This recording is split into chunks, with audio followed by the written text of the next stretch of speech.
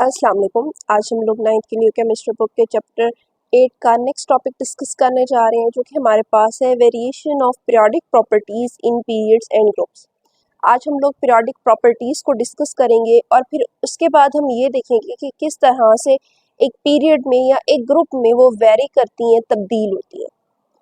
तो सबसे पहले हम लोग टॉपिक को है स्टार्ट करते हैं।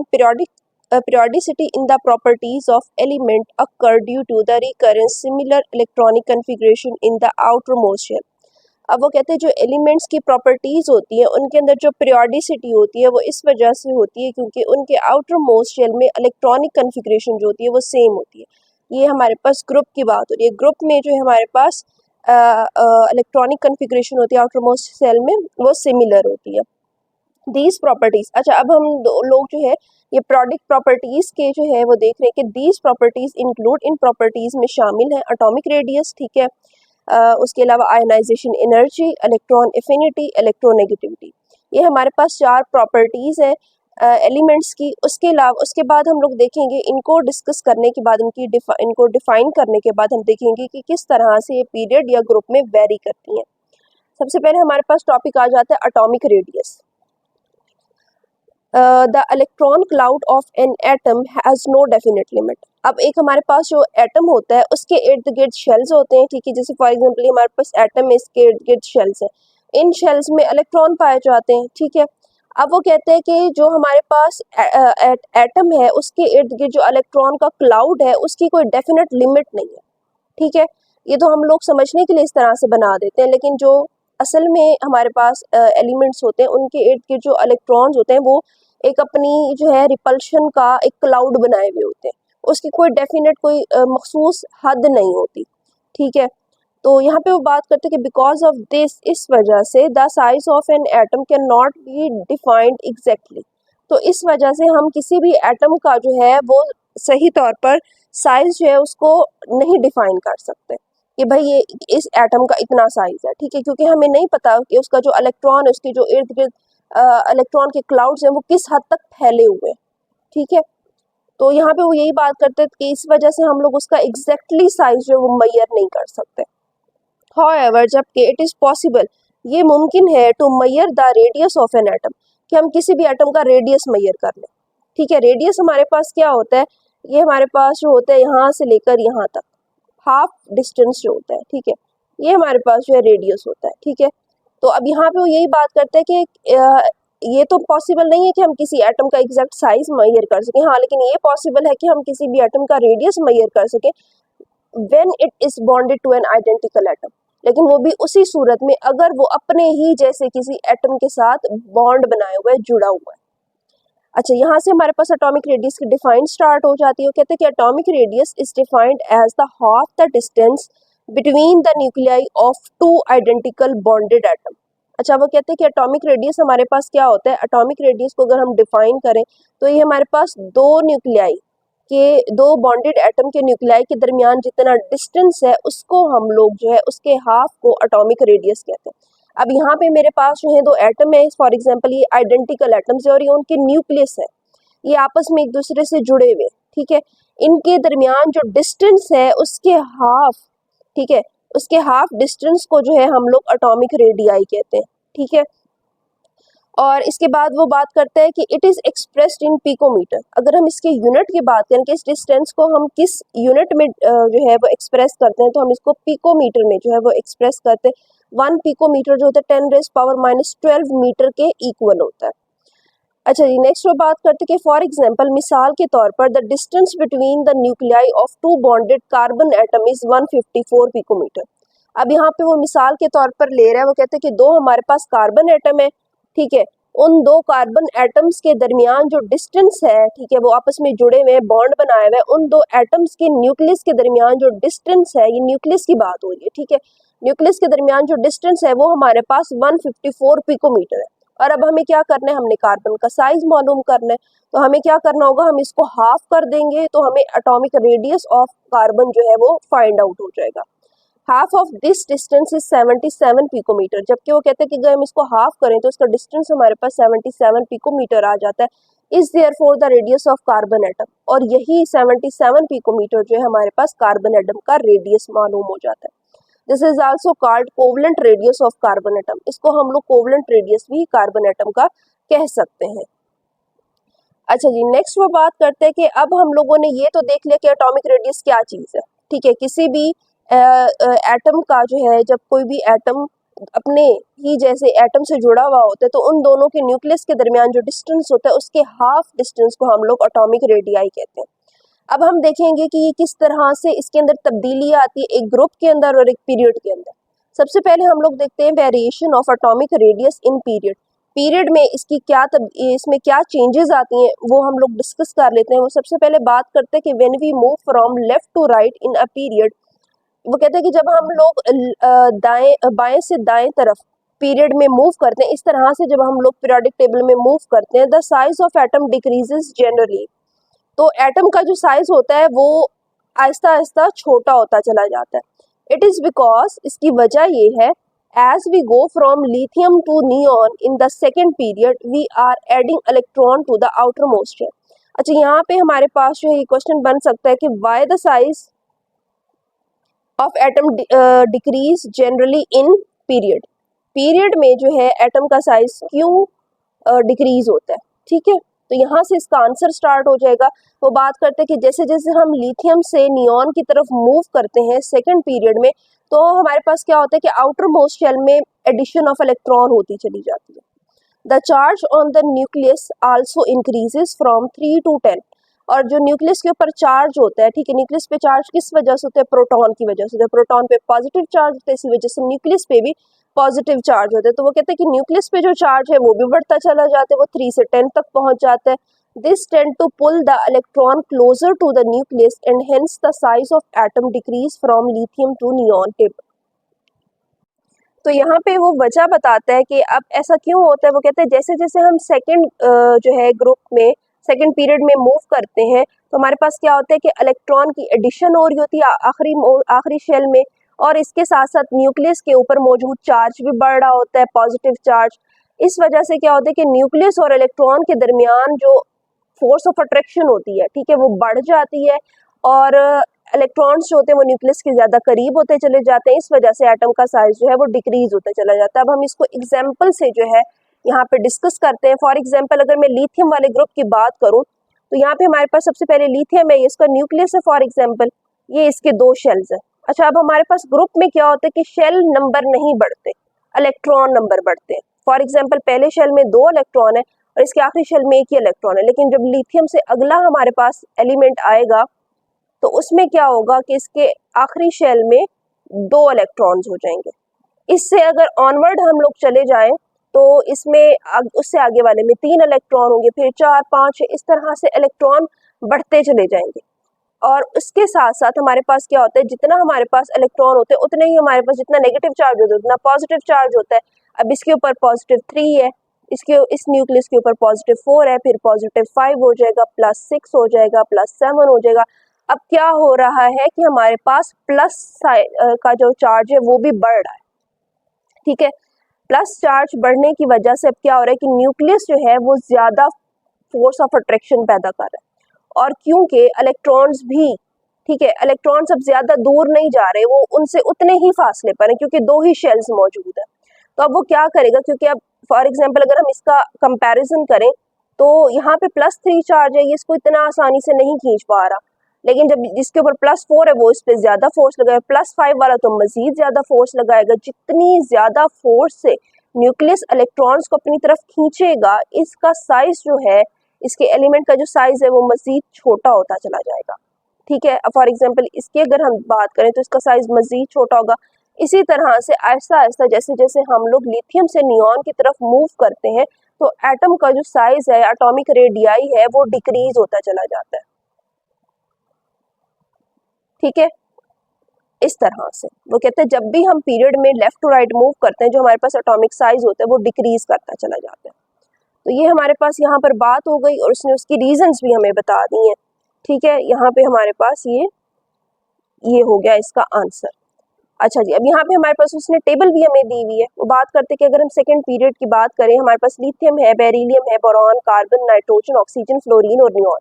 अगर और इनके नीचे ही एटॉमिक रेडियाई दिए हुए हैं, जो कि हमारे पास लिथियम का 152 है, जबकि बेरिलियम का उससे छोटा हो गया 113, बोरॉन उससे कम हो गया 88, कार्बन 77, नाइट्रोजन 75, ऑक्सीजन 73 और फ्लोरीन जो है वो 71 पे, और लास्ट में नियॉन जो है वो 69 पे पहुंच गया। मतलब इनके एटॉमिक रेडियाई जो है वो आहिस्ता आहिस्ता ग्रेजुअली डिक्रीज करते जा रहे हैं।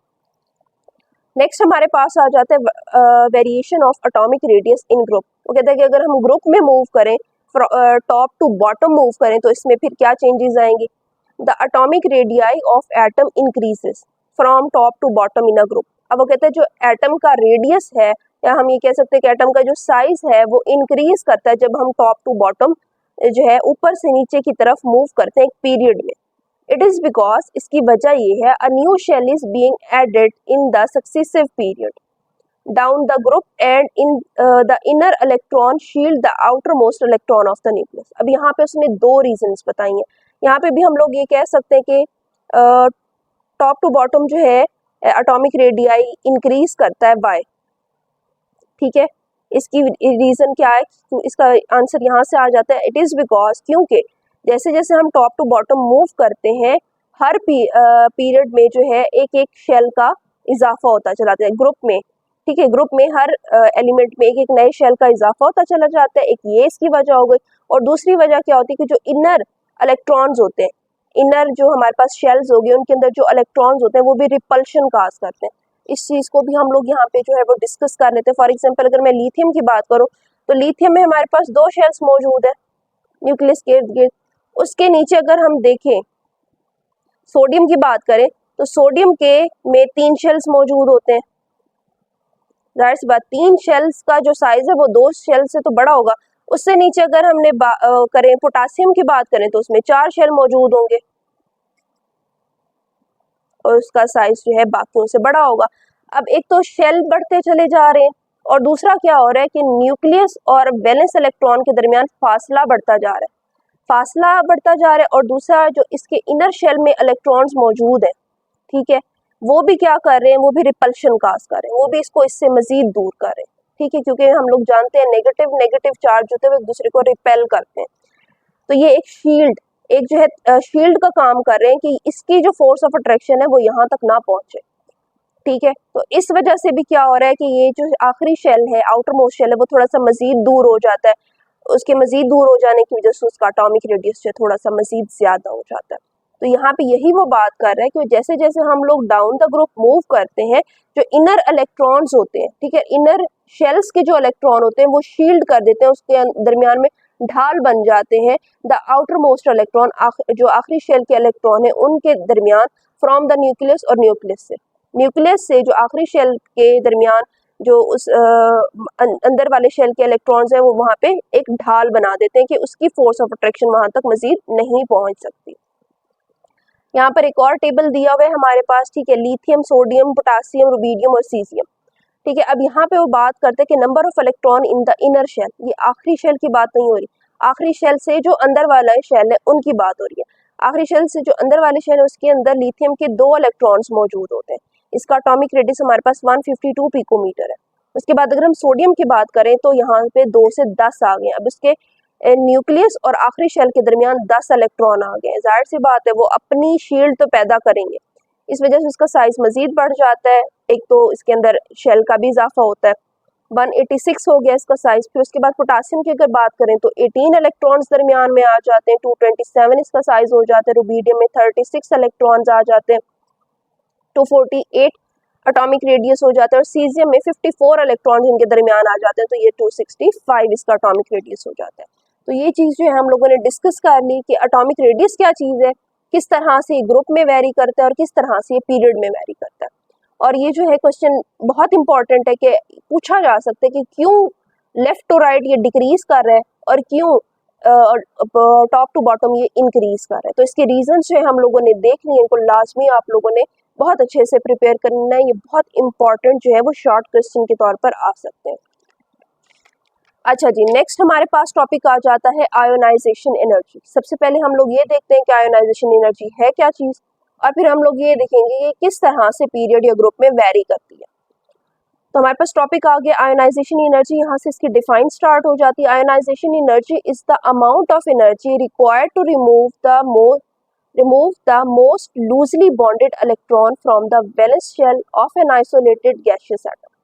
सबसे पहले हम इसकी जो है डिफाइन को समझने की कोशिश करते हैं कि इसमें वो बात क्या कर रहे हैं। वो कहते हैं कि हमारे पास एटम है, आइसोलेटेड गैसियस एटम है, ठीक है। फॉर एग्जांपल मैं लिथियम की बात कर लेती हूँ।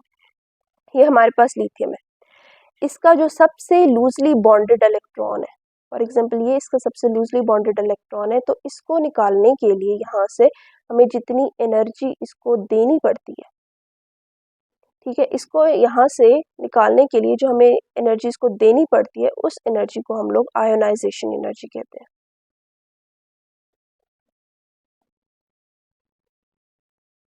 तो यहाँ पे डिफाइन में ये यही बात कर रहे हैं। वो कहते हैं कि ionization energy is the amount of energy, ये वो अमाउंट ऑफ एनर्जी है रिक्वायर्ड टू रिमूव, जो कि हमें दरकार होती है कि हम रिमूव कर सकें the most loosely bonded electron, जो सबसे लूजली बॉन्डेड इलेक्ट्रॉन है फ्रॉम द वैलेंस शेल, मतलब जो आखिरी शेल है उसमें, of an isolated gaseous atom, एक आइसोलेटेड एटम है उसके आखिरी शेल से सबसे लूजली बॉन्डेड इलेक्ट्रॉन को निकालने के लिए जो एनर्जी हमें रिक्वायर्ड होती है उसको हम लोग आयोनाइजेशन एनर्जी कहते हैं।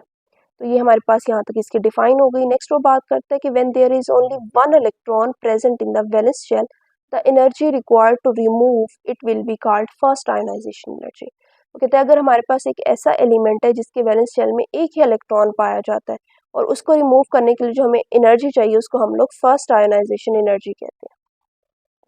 अच्छा, ये हमारे पास फर्स्ट आयोनाइजेशन एनर्जी की यहाँ से लेकर यहाँ तक डिफाइन हो जाती है।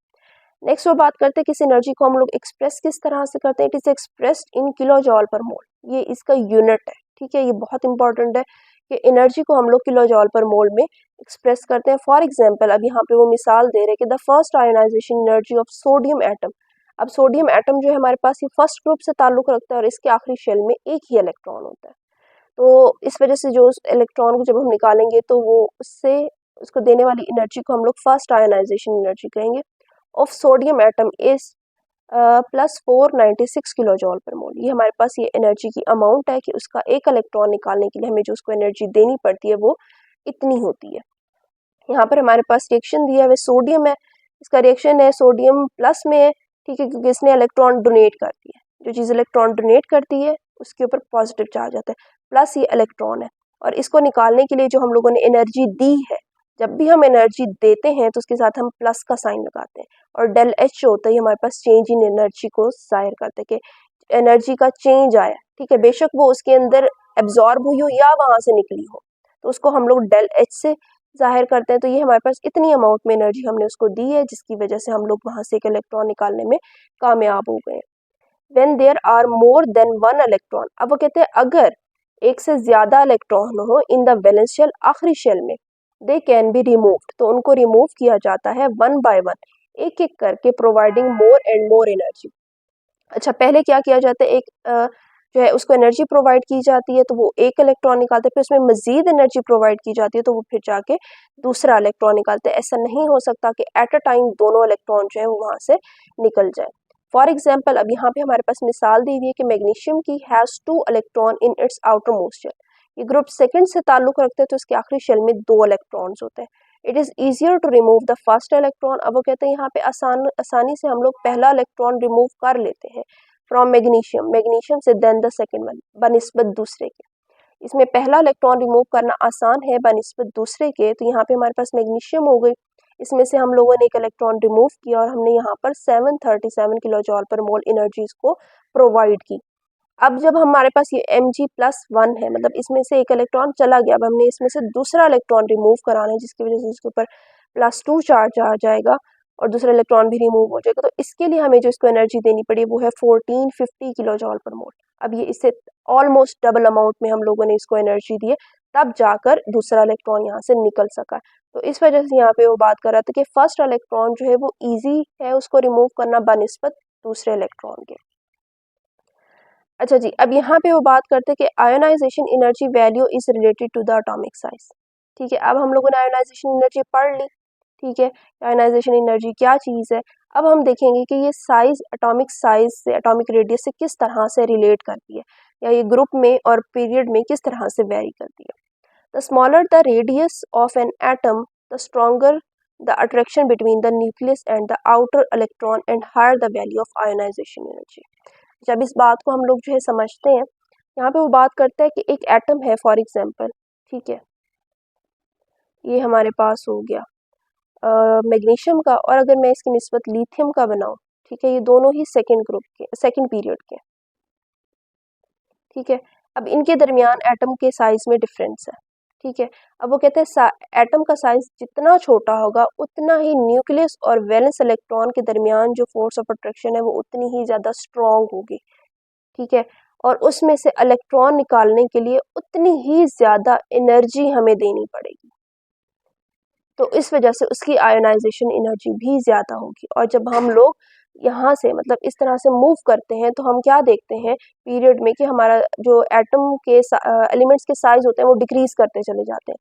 साइज के डिक्रीज करने की वजह से फोर्स ऑफ अट्रैक्शन बढ़ रही है, फोर्स ऑफ अट्रैक्शन के बढ़ने की वजह से क्या होगा कि इनके दरमियान जो है इनकी जो आयोनाइजेशन एनर्जी है वो भी इंक्रीज करती चली जाएगी। तो नेक्स्ट वो बात करते हैं कि the ionization energy value thus increase from left to right in a period.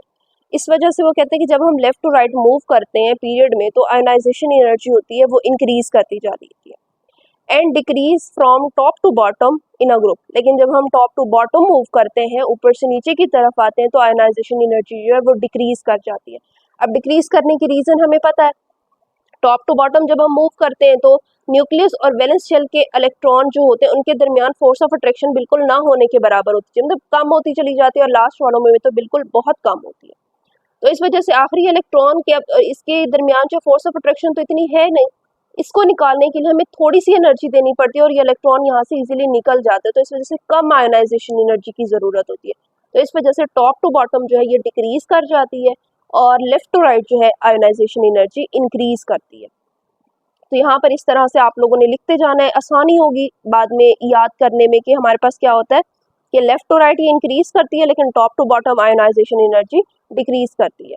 और ये जो है बहुत इंपॉर्टेंट क्वेश्चन है कि how ionization energy vary in group and period.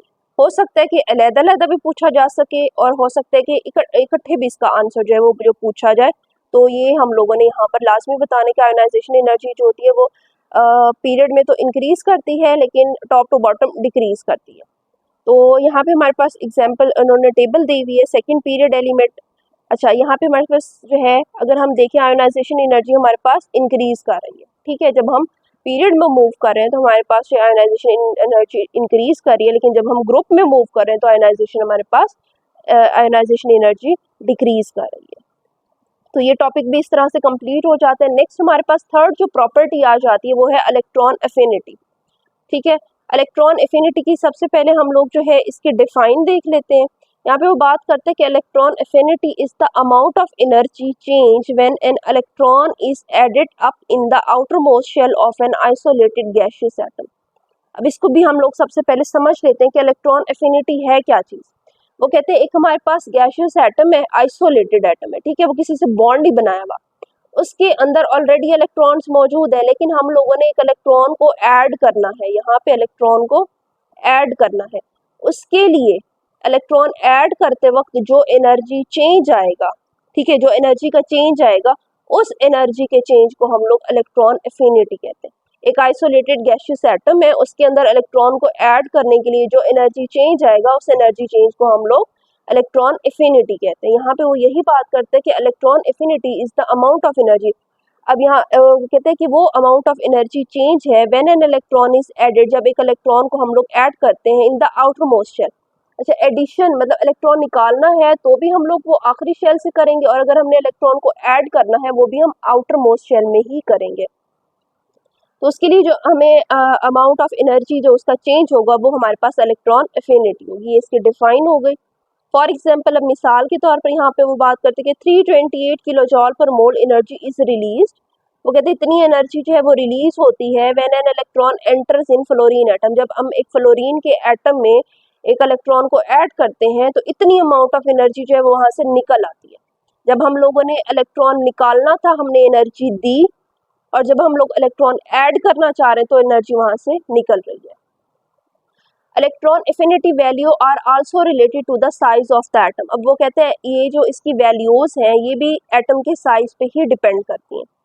The smaller the size of an atom the higher the force of attraction. अब वही बात दोबारा कर रहे हैं कि जितना छोटा साइज होगा एटम का उतनी ही ज्यादा फोर्सेस ऑफ अट्रैक्शन स्ट्रॉन्ग होंगी न्यूक्लियस और इलेक्ट्रॉन के दरमियान, with which the nucleus will attract the entering electron. अच्छा, अब क्योंकि न्यूक्लियस बहुत स्ट्रॉन्ग फोर्सेस है उसके पास, अपने इलेक्ट्रॉन को भी उसने अट्रैक्ट किया हुआ है, तो आने वाले इलेक्ट्रॉन को भी वो आसानी से अट्रैक्ट कर लेगा अगर उसका साइज छोटा है। And hence higher is the value of electron affinity, और इस वजह से इसकी इलेक्ट्रॉन एफिनिटी की वैल्यूज भी ज्यादा होंगी। ठीक है। अच्छा, अब यहाँ पे क्या बात हो रही है, यहाँ पे ये बात हो रही है कि एटम का साइज जितना छोटा होगा न्यूक्लियस उतनी ही ज्यादा फोर्स ऑफ अट्रैक्शन से उसको अट्रैक्ट करेगा अपनी तरफ, और उतनी ही ज्यादा इलेक्ट्रॉन एफिनिटी की वैल्यू होगी। इट मीन्स कि उतनी ही ज्यादा अमाउंट में एनर्जी वहां से रिलीज होगी। तो ये हमारे पास जो है टेबल दिया हुआ है। नेक्स्ट वो बात करते हैं कि इन अ ग्रुप, अगर हम ग्रुप की बात करें, अब यहाँ पे ग्रुप और यहाँ पे हम पीरियड की बात करेंगे। ग्रुप में बात करें the electron affinity values decrease. Electron affinity की वैल्यू जो है वो डिक्रीज होती चली जाती है। उसकी वजह क्या है, क्योंकि अगर हम ग्रुप में बात करें तो न्यूक्लियस की फोर्स अट्रैक्शन कम होती चली जाती है, जाहिर सी बात है। और जब हम कोई भी इलेक्ट्रॉन वहाँ पे ऐड करेंगे, इलेक्ट्रॉन ऐड करना थोड़ा सा मुश्किल हो जाएगा, और अगर हम इलेक्ट्रॉन ऐड भी कर दें तो इतनी ज़्यादा अमाउंट में एनर्जी रिलीज नहीं होगी, इतनी ज़्यादा एनर्जी चेंज नहीं आएगा। इस वजह से उसकी वैल्यू जो है वो डिक्रीज कर जाती है from top to bottom, because the size of atom increase down the group, क्योंकि एटम का साइज जो है वो डाउन द ग्रुप इंक्रीज करता चला जाता है। इन अ बिगर एटम, एक बड़े एटम में the nucleus will attract the incoming electron with the weaker force.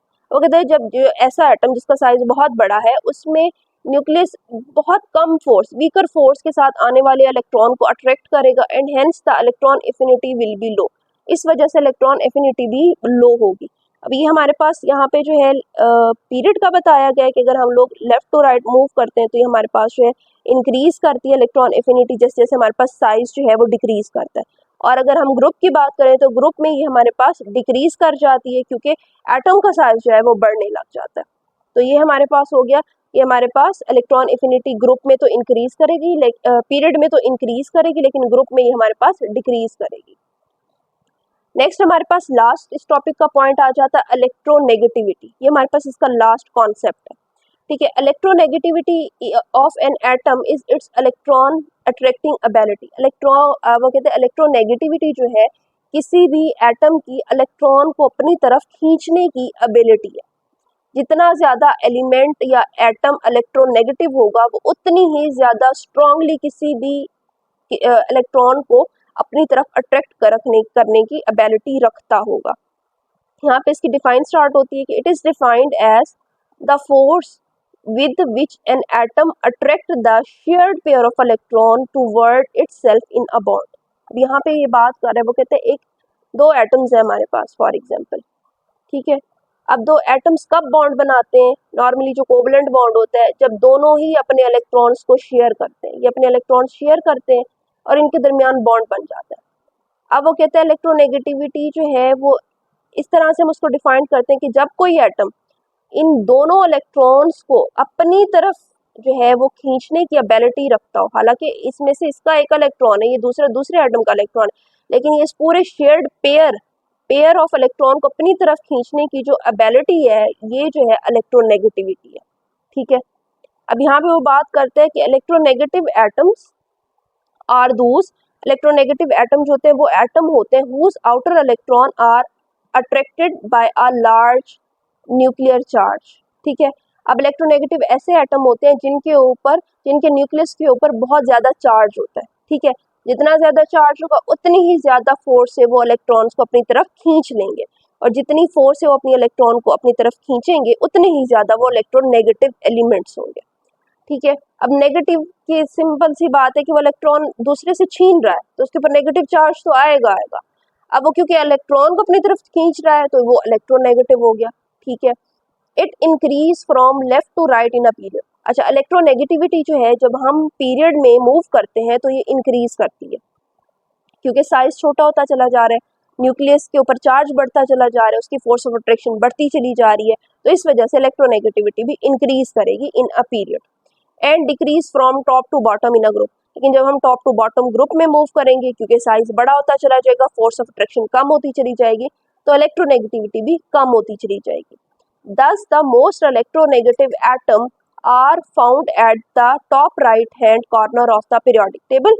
The most electronegative atom are fluorine, oxygen, nitrogen and chlorine. अब यहाँ पे वो बात आ रहा है कि अगर हम periodic table की बात करें तो periodic table में जो बिल्कुल right side पे top पे एलिमेंट्स हमारे पास मौजूद है, जिनमें फ्लोरीन है, ऑक्सीजन है, नाइट्रोजन है, क्लोरीन है, ये मोस्ट इलेक्ट्रोनेगेटिव एटम्स है। अच्छा जी, the most electropositive element lie at the bottom left of the periodic table. जबकि अगर हम इसके बरक्स मोस्ट इलेक्ट्रोपॉजिटिव एलिमेंट्स की बात करें तो वो हमारे पास पीरियोडिक टेबल में लेफ्ट साइड पे जो नीचे कॉर्नर में मौजूद होते हैं एलिमेंट्स, उनको वो जो है बहुत ज़्यादा इलेक्ट्रो पॉजिटिव है। यहाँ पे हमारे पास सेकेंड पीरियड की इलेक्ट्रो नेगेटिविटी की वैल्यूज दी हुई हैं। लिथियम की 1 है, बेरिलियम की 1.6 है, बोरोन की बढ़ती जा रही है, और फ्लोरीन जो है हमारी पूरी पीरियोडिक टेबल में जितने भी एलिमेंट्स हैं उनमें सबसे ज़्यादा मोस्ट इलेक्ट्रोनेगेटिव एटम फ्लोरीन है। इतनी इलेक्ट्रोनेगेटिव 4.0 किसी भी और एटम की नहीं है। तो ये इंपॉर्टेंट बहुत पॉइंट है कि मोस्ट इलेक्ट्रोनेगेटिव एटम हमारे पास जो है वो पीरियोडिक टेबल में कौन सा है, वो हमारे पास फ्लोरीन है। इसकी इलेक्ट्रोनेगेटिव बहुत हाई है। अब अगर हम ग्रुप की बात करें तो फ्लोरीन की सबसे ज़्यादा, फिर नीचे डाउन द ग्रुप ये डिक्रीज हो रही है। लेकिन यहाँ पे अगर हम पीरियड की बात करें तो लेफ्ट टू राइज ये आहिस्ता आहिस्ता इंक्रीज करिए। अब हम लोग देख लेते हैं पीरियोडिक टेबल को। ये हमारे पास पीरियोडिक टेबल आ गई। पीरियोडिक टेबल में बिल्कुल राइट साइड पे ये जो ऊपर हमारे पास एलिमेंट मौजूद है, ये सबसे ज़्यादा मोस्ट इलेक्ट्रोनेगेटिव एलिमेंट है। और जो हमारे पास बिल्कुल इसके अपोजिट यहाँ पे जो एलिमेंट्स ये मौजूद है लेफ्ट साइड पे कॉर्नर में, ये मोस्ट इलेक्ट्रोपॉजिटिव एलिमेंट है। इलेक्ट्रोपॉजिटिव एलिमेंट्स ऐसे एलिमेंट्स हैं जो बहुत आसानी से अपने वैलेंस इलेक्ट्रॉन डोनेट कर देते हैं। और इलेक्ट्रोनेगेटिव एलिमेंट फ्लोरीन ऐसा इलेक्ट्रोनेगेटिव एलिमेंट है कि जिसके साथ भी जुड़ता है उसके इलेक्ट्रॉन्स को भी अपनी तरफ खींच लेता है। ठीक है, तो ये हमारा टॉपिक जो है यहाँ पे इस तरह से कंप्लीट हो जाता है। हम लोगों ने सारे कॉन्सेप्ट्स को पढ़ा है। ठीक है, और उसके बाद फिर हम लोगों ने देखा कि किस तरह से वो पीरियड में और ग्रुप में वेरी करे। तो इसमें अब आप लोगों ने करना क्या है, इस टॉपिक में सबसे पहले इनकी डिफाइंस करनी है। एटॉमिक रेडियस क्या चीज़ है इसकी डिफाइन करनी है। उसके बाद ये पीरियड में क्या वेरी कर रहे हैं और ग्रुप में क्या कर रहे हैं। ठीक है, उसके बाद अगर हम यहाँ पे बात करें आयोनाइजेशन एनर्जी की, इसकी डिफाइन करनी है। इसकी आप एक आध एग्जाम्पल कर लें। उसके बाद आपने लास्ट पैराग्राफ करना है, इसमें इसकी आयोनाइजेशन एनर्जी जो है वो ग्रुप में किस तरह से वेरी कर रही है और पीरियड में किस तरह से वेरी कर रही है। फिर इलेक्ट्रॉन एफिनिटी आ जाती है, इसकी डिफाइन करनी है। और उसके बाद ग्रुप और पीरियड में इसका, पीरियड और ग्रुप में इसका क्या रोल है, क्या किस तरह से ये वेरी कर रही है, ये चीज़ लिखनी है। इलेक्ट्रोनेगेटिविटी की भी डिफाइन यहाँ पर हमारे पास दी हुई है, इट इज डिफाइंड एज से लेकर यहाँ तक ये इसकी डिफाइन है। अच्छा जी, उसके बाद ये किस तरह से चेंज हो रही है ग्रुप और पीरियड में, तो ये सारी चीज़ें आप लोगों ने लिख लेनी है। और साथ साथ आप लोगों ने ये लिख लेना है, जिस तरह से मैंने एरोज बनाए हुए कि ये इस तरह से लेफ्ट टू राइट इंक्रीज कर रही है, डाउन द ग्रुप डिक्रीज कर रही है। इलेक्ट्रॉन एफिनिटी भी हमारे पास पीरियड में इंक्रीज कर रही है, डाउन द ग्रुप डिक्रीज कर रही है। अच्छा, उसके अलावा अगर हम आयोनाइजेशन एनर्जी की बात करें तो ये भी हमारे पास लेफ्ट टू राइट इंक्रीज कर रही है, डाउन द ग्रुप डिक्रीज कर रही है। और अगर हम एटॉमिक रेडियस की बात करें तो ये हमारे पास लेफ्ट टू राइट डिक्रीज करता है और डाउन द ग्रुप इंक्रीज करता है। इसके अलावा अगर बाकी ये तीनों जो है ये हमारे पास लेफ्ट टू राइट इंक्रीज करते हैं और डाउन द ग्रुप डिक्रीज करते हैं। तो ये सारी चीज़ें जो है हम लोगों ने यहाँ पे देख ली हैं। इसके अलावा अगर आपको इसमें कोई भी क्वेश्चन है तो आप कमेंट सेक्शन में पूछ सकते हैं। और अगर आपको मेरी वीडियो पसंद आए तो प्लीज़ इसको लाइक करें, मेरे चैनल को सब्सक्राइब करें। Thanks for watching my videos.